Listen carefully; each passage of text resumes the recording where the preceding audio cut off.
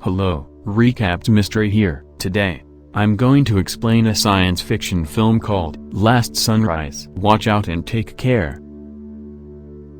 A voice tells us about the current state of the globe at the start of the film. He says that air conditioning, oxygen, and dawn are three of the most vital things in the world, but that the world is currently devoid of all of them. The narrator cannot recall how many days have passed since the sun collapsed because it is difficult to tell with no morning. People utilized all of the fossil fuels a few years ago, and everyone switched to solar energy for their basic needs. The narrator mocks those who used to declare, "No matter what happens, the sun will rise tomorrow," because that is no longer true. The sun has totally shut down, leaving the world without a source of energy. Cut to the beginning of the story, which takes place in a futuristic China where everything is nearly entirely powered by solar energy. Sun Yang, a young guy, is awakened by Ilsa, a futuristic iRobot. Yang examines satellite data from Helios, a multi-million-dollar corporation. Helios is the maker of solar energy,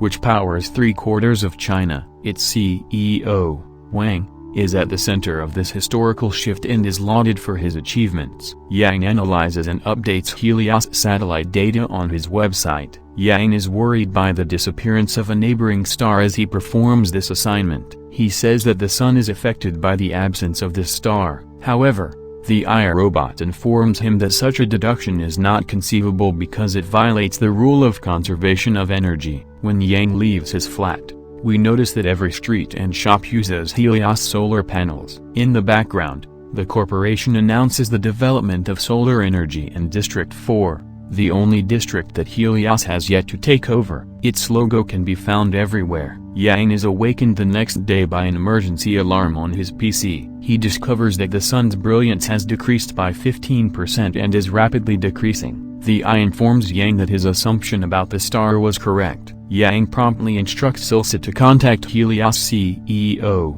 Wang. Yang inquires of Wang whether he was aware that the sun will perish today. Instead, Wang asks him what he would do if the world ended today. When Yang promises he'll find a way to survive, Wang offers him an address and invites him to visit if he lives today. Yang then storms inside his neighbor's flat in order to gain a better glimpse of the sunrise. He notices the sun flickering as he stands on the windows. Chen Mu, his next-door neighbor, is perplexed as to why Yang is here and wants him to go, but Yang doesn't even blink as he watches the sunset. Televisions begin to broadcast the event, and reports of a flickering moon from the opposite side of the earth are heard. Suddenly, the flickering becomes severe, and everything becomes dark in seconds. Yang returns to his room, followed by Chen Mu, who inquires as to what is going on. He ignores her and asks Ilsa what would happen next. Ilsa informs him that the temperature would drop to 0 degrees Fahrenheit in a week and minus 100 degrees Fahrenheit in a year.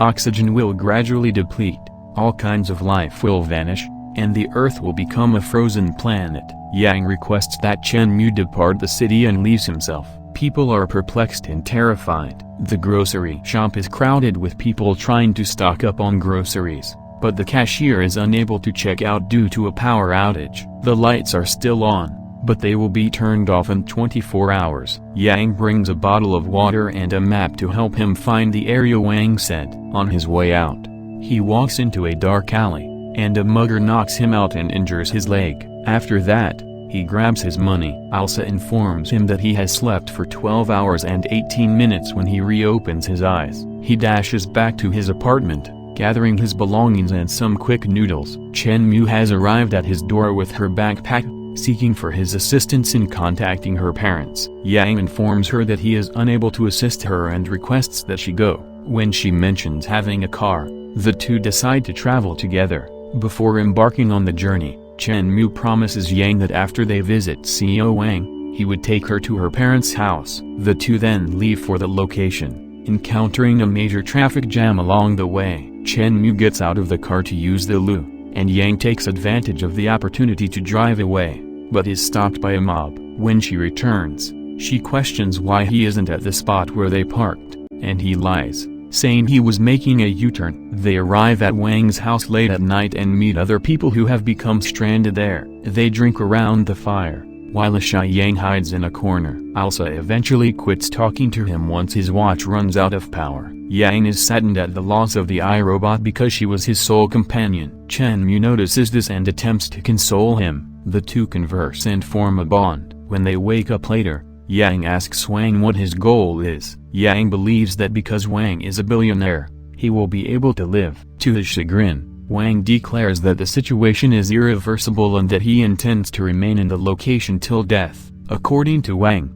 a highly evolved civilization from far in space is extracting energy from other stars while also extinguishing life on other planets. This time, the Earth is their objective, and they've succeeded. A wormhole has been created in the center of the solar system, and due to the absence of gravity, all of the planets, including the Earth, will shortly fly away from the system. Finally, Wang offers Yang the coordinates of a District 4 area and advises him to travel there if he truly wants to survive. When Chenmu awakens, the two resume their journey. Yang's bottle of water has frozen as the temperature has dropped drastically. Chenmu witnesses a space shuttle taking off, and Yang speculates that it could be wealthy people attempting to flee to another planet in order to survive. He drives Chenmu to her parents' house as promised, then continues on to the location Wang mentioned. He discovers Chenmu has left her plant in her car and returns to retrieve it. When he arrives, he finds a troubled Chenmu alone in the house. Unlike her normal chatty nature,